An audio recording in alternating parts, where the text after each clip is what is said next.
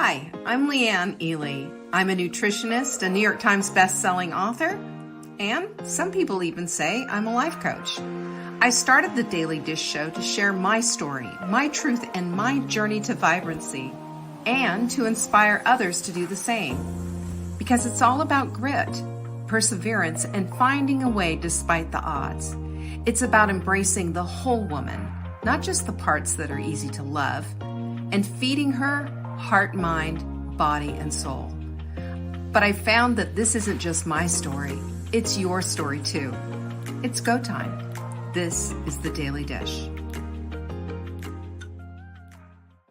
So I went through the whole thing. I was talking about, how do we make magic? We were talking about that and talking about acknowledging your own creativity, which I think is massively huge and massively important, and something that you just can't get away from. If you start to understand and notice and feel your creativity, then you're going to start to see some magic happen in your lives, because creativity is one of those big little hinges that open wide the big doors. It really is. And the reason why is because creativity, again, I'm not talking about arts and craft, but creativity asks questions that are appropriate so that we can get solution oriented, so that we can see our way into a new answer, a new solution, a new way of just feeling about things. It really makes a humongous difference. And it is the beginning and the start of getting creativity into your life. But you remember when we were little kids, do you remember laying on the front yard? I remember laying on the front yard, and we had a gentle slope on our front yard. We lived on Sunset Drive in Whittier, California.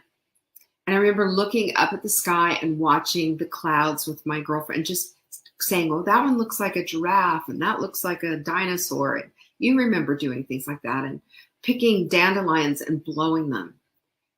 Do you remember how everything seemed so magical when you were little? How just everything, like puppies, were just amazing, and how on and this brand new discovery. Well, I'm going to invite you to just take things in with a child's eyes. Take things in as you're enjoying that sunset. Remember, we talked about experiencing a sunset versus just watching one, and how things change when we decide to go just a little bit more in. Well, that's what I want to talk to you about today, because, once upon a time, there was a time when a dandelion wasn't a darned weed in the yard, but it was a magical experience of blowing and watching the little fluffies go dispersing into the air. Everything was magical. And then when we got to the grown-up part of our lives, we figured out that, forgive me for this is a millennial thing of adulting, but adulting's hard, and things are tough, and it's really, it's not as easy as it used to be. We didn't, have to worry. We have to worry about keeping the electricity on and having a job and doing all the things that adults have to do. And adulting can just pluck the magic right out of life if we allow it to do that. Yes, we have responsibilities. Yes, we have to step up to the plate. Yes, all the way. As adults, there's a lot expected of us. But that's exactly it, Joanne. She says a child at heart.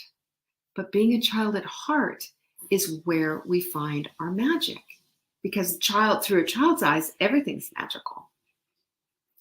So I've got 7 things for you to start practicing this week as we wrap up, and they're good for the soul, and they're good for and they're good for everybody around you, because I think that when we spark this kind of magic in our lives, that we bring along so many people with us, and that just makes all the difference in the world. It makes for joyfulness to happen. Exuberance is my new word. I love the word exuberance.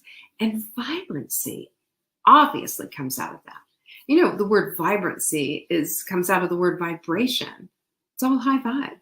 That's what all of this is. High vibe. And it sparkles like nothing else. So what do? Number one, the first thing that we need to do is understand that magic is there. It's all around us, as a matter of fact. Expect it, know that it's there, and start looking for it. The same way a child would do that. You know, children look for magic.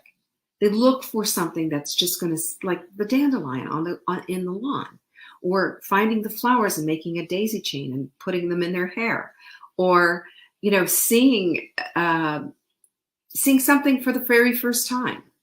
Just the way that they express themselves. It's a beautiful thing to watch.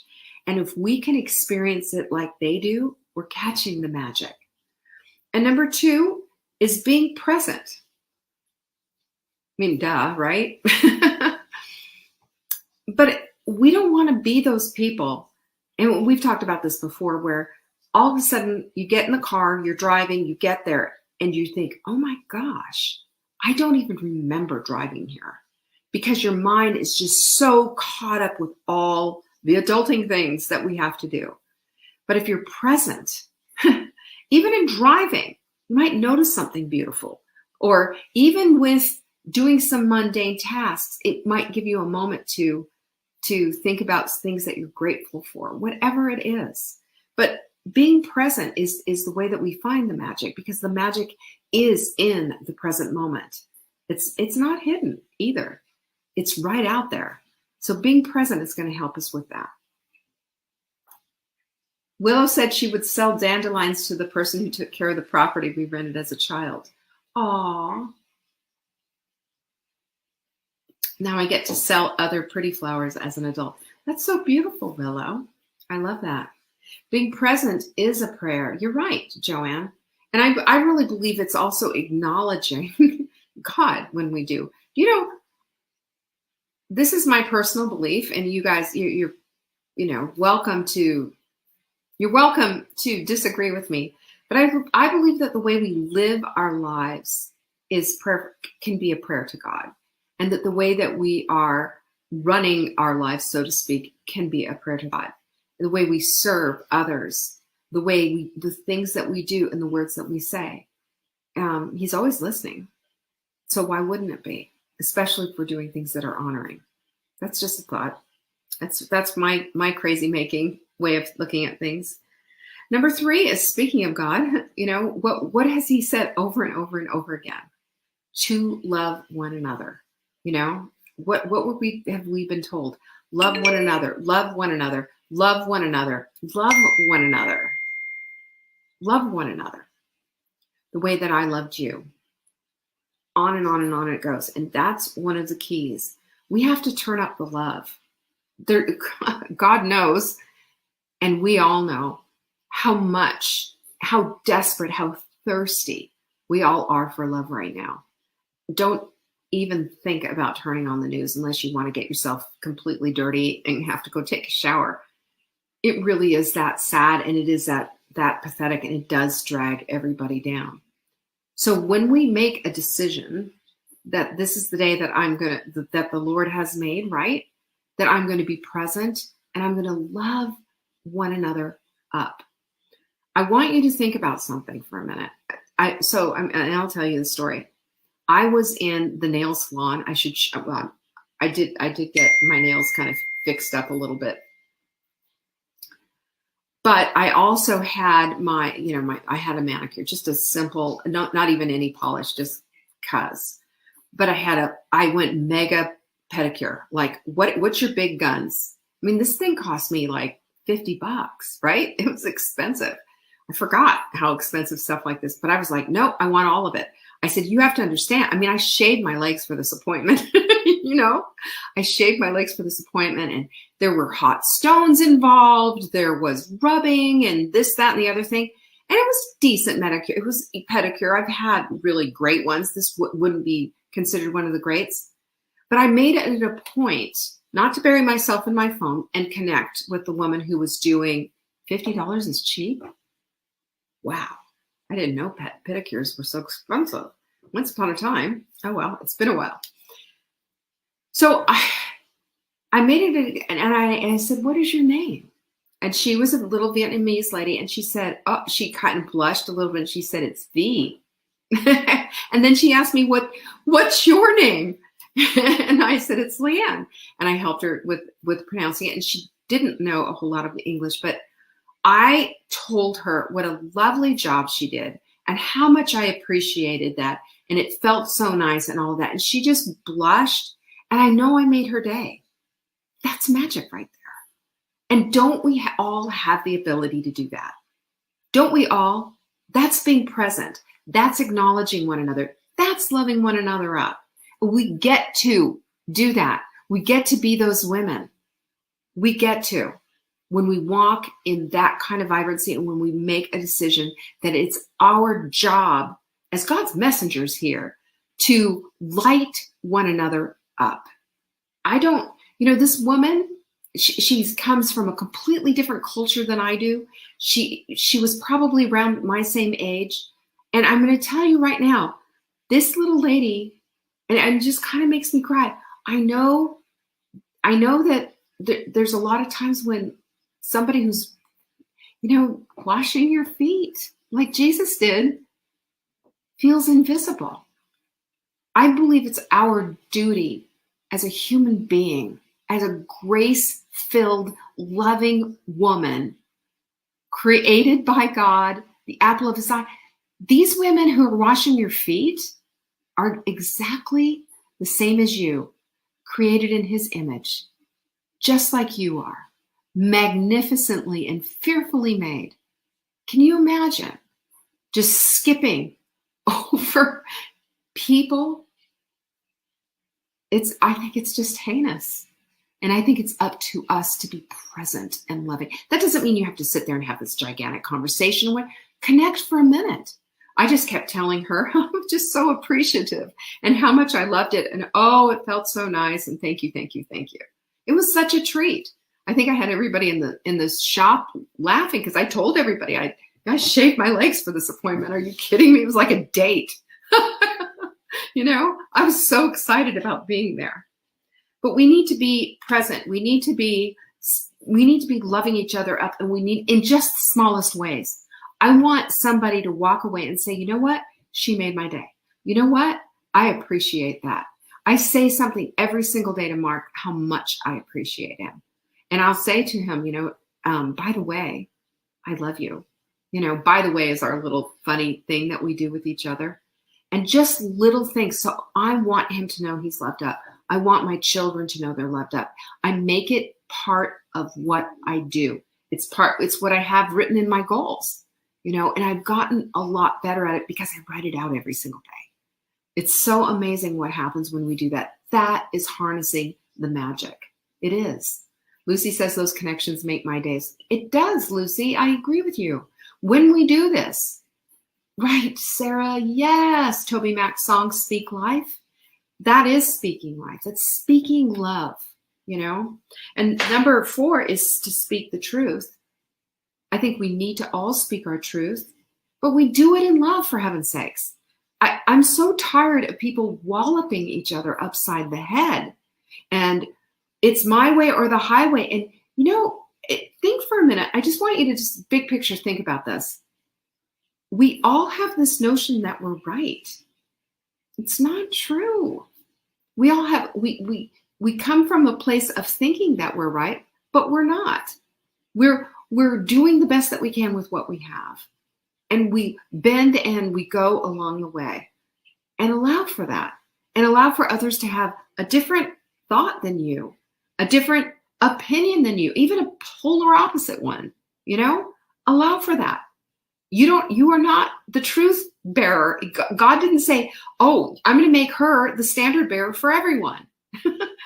Because I see this garbage written in social media where the self-righteousness is just disgusting. We can't do that.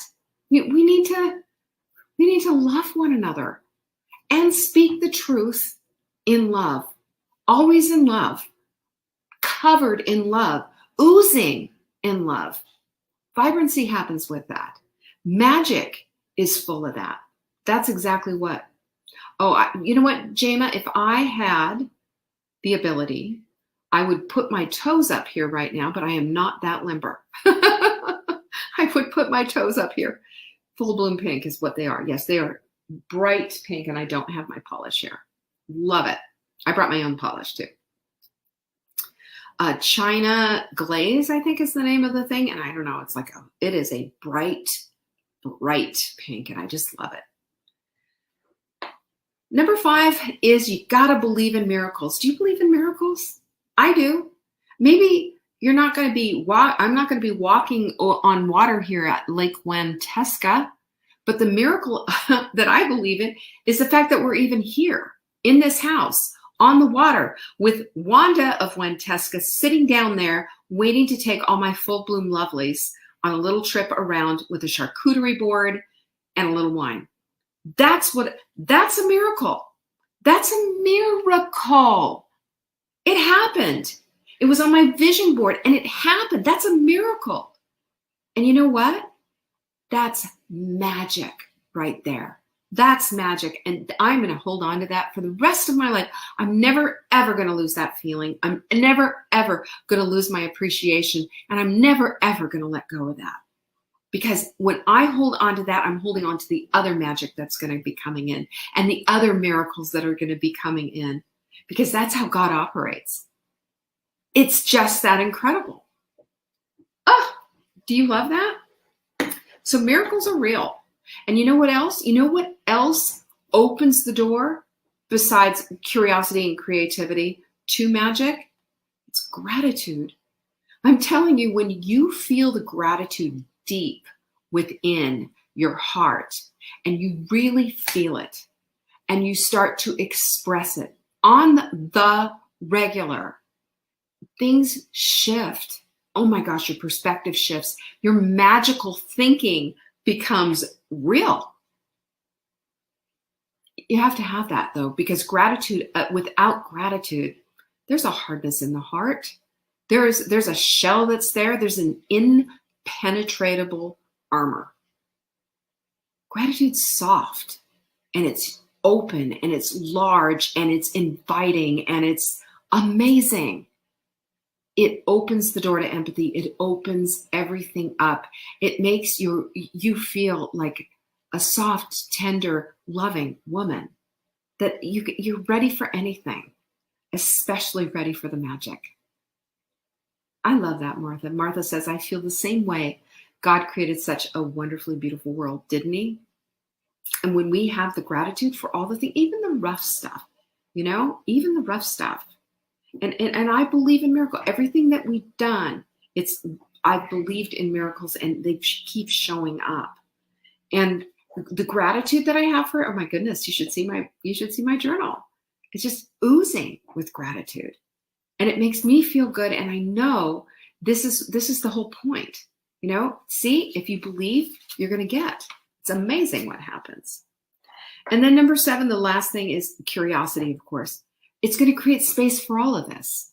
Without curiosity, we're not even going to think about it. Without like, what if, what if the, kind of a thing. What if? Such a great question. Not, what if the sky falls and, none of that garbage, but what if I just said, okay, show me, God. What if I said, yes, I believe in miracles. What if I was really gracious and loving to this poor woman washing my feet?